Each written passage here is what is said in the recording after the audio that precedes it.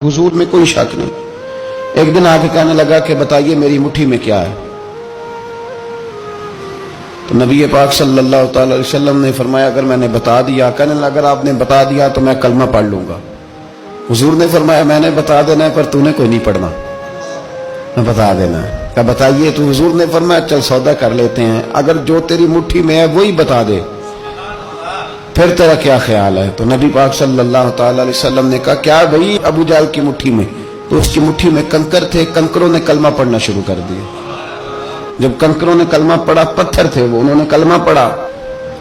अबू जहल ने वो कंकर जमीन पे फेंके, कहने लगा ओहो तेरा जादू तो पत्थरों पहाड़ों पे भी चलता है। अब जुमला कहने लगा हूं समझ लेना। अबू जहल गोश्त का आदमी था, कंकर पत्थर थे, पत्थर कलमा पढ़ गए। गोश्त पोश्त का आदमी था पर कलमा, क्योंकि यहां क्या था शक, उसने आगे नहीं बढ़ने दिया। गोश्त पोश्त का शख्स होके पत्थरों से आगे निकल गया। नबी पाक सल्लल्लाहु अलैहि वसल्लम की खिदमत में आया। बल्कि वो जो यहूदी वाली रवायत है उसके पस मंजर में भी बाज मुहद्दिसीन ने लिखा है, उसको भी इसी ने भेजा। कहने लगा जाओ नबी पाक से जाके कहो अगर वो दरख्त आपका कलमा पढ़े तो मैं भी पढ़ लूंगा। दरख्त, अब दरख्त होते तो जानदार हैं पर कलमे तो कोई नहीं ना पढ़ते। दरख्त से भी तो इंसानों से कलमा पढ़ने की बात, अगर दरख्त पढ़े तो मैं पढ़ लूंगा। नबी पाक सल्लल्लाहु अलैहि वसल्लम दूर बैठे थे, दरख्त दूर था। और इमाम सुयूती अलैहिर्रहमा ने लिखा है दरख्त भी कीकर का था। नबी पाक सल्लल्लाहु अलैहि वसल्लम ने फरमाया उस यहूदी से कि तू जाके दरख्त को कह के तुझे नबी पाक बुलाते हैं। फरमाया मैं गया तो फिर तुमने कहना जादू करके बुलाया है। एहतियात भी की, हर चीज आंखों के सामने रखी, तू जाके कह के तुझे बुलाते हैं। वो बंदा गया, जाके कहने लगा, और इमाम सयूती ने इसको लिखा है, कहने लगे उसने नबी पाक का नाम भी नहीं लिया, क्योंकि अबू जहल एंड कंपनी को पता था कि मुस्तफा के नाम में भी बड़ी बरकत। खाली नाम भी नहीं लिया, कहने लगा दरख्त वो जो सामने बैठे हैं ना वो तुझे बुला रहे, नाम नहीं लिया हुजूर का। वो जो सामने बैठे हैं ना, जाअत लिदावत हिल अशजारु साजिदतन। इमाम बोसीरी कहते हैं दरख्त आया और सजदा करता हुआ, जमीन चीरता हुआ आया। किस तरह आया? पहले आगे झुका, फिर पीछे झुका, दाएं झुका, बाएं झुका। यहां भी लिखने वालों ने लिखा है कि वो ना दरख्त अपनी जड़ें उखेड़ रहा था। जब चलना था ना उसने हुजूर की तरफ आना था तो आगे दाएं बाएं हुआ, जड़ें उखेड़ रहा था।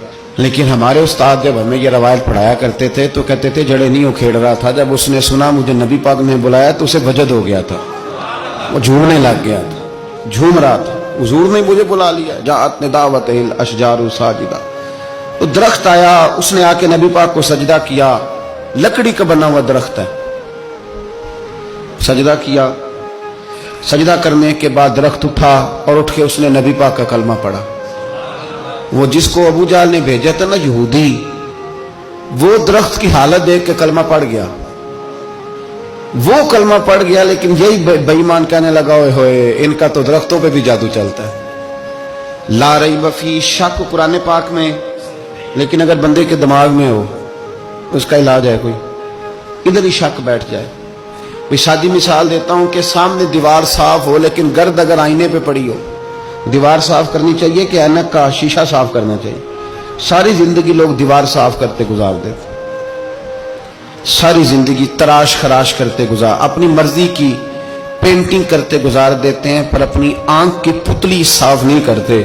आंख की पुतली साफ नहीं करते। किसी ने हजरत रूमी से कहा था हुजूर दुनिया में कोई अच्छा मिलता नहीं, फरमाने लगे थोड़ा रोना शुरू कर ताकि तेरी पुतलियां वुजू कर लें, वुजू कर लें। वो उन्हें पता चल जाए कि कितने साफ सुथरे लोग दुनिया में पाए जाते। तो भाई शक, अबू जहल फिर आ गया, कहने लगा अगर आप चांद के 2 टुकड़े कर दें तो मैं कलमा पढ़ने को तैयार।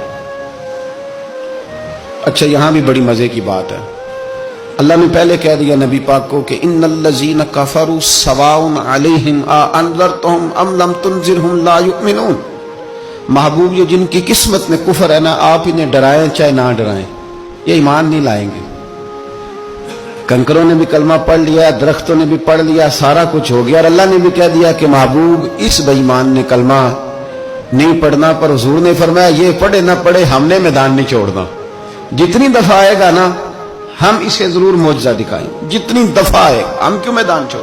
آگے کہنے لگا جی اگر چاند کے 2 ٹکڑے کر دے تو اقتربت الساعۃ وانشق القمر.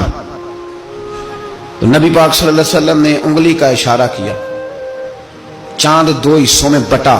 کوہ صفا ایک پہاڑی تھی مکے میں، آدھا ٹکڑا پہاڑی کی اس جانب ہوا، آدھا اس جانب. یعنی وضاحت کی اللہ کریم نے کہ ایسے نہ ہو کہ یہ کہہ دی وہ تو ایسے بالکل شک ہوا تو مل گیا، پتہ نہیں میری آنکھوں پہ جادو ہو گیا، ملا ہے کہ نہیں ملا. جب ٹوٹا تو حدیث پاک میں آتا ہے کہ آدھا چاند کوہ صفا کے ادھر گیا اور آدھا تو پہاڑی تھی، چاند نیچے آیا، پہاڑی کے گرد گھوما، آگے جا کے ملا. یعنی وقفہ دیا گیا باقاعدہ دیکھنے کا، سمجھنے. پوری دنیا میں جتنے لوگ اس وقت چاند دیکھ رہے تھے، ہندوستان تک روایتوں میں ملتا ہے کہ لوگوں نے گواہی دی کہ ہم نے چاند ٹوٹتے دیکھا ہے. زمانہ مان گیا، لوگوں کی چیخیں نکل گئیں، لوگ قدموں میں گر گئے. پر وہ جس کے دماغ میں شک تھا نا وہ نہیں مانا. شجر و حجر پہچان گئے پر انسان کی نظروں میں شک ہی رہا. دنیا میں سب سے مجبور، کمزور، بزدل، کم فہم بندہ وہ ہے جس کے دماغ میں شک ہے.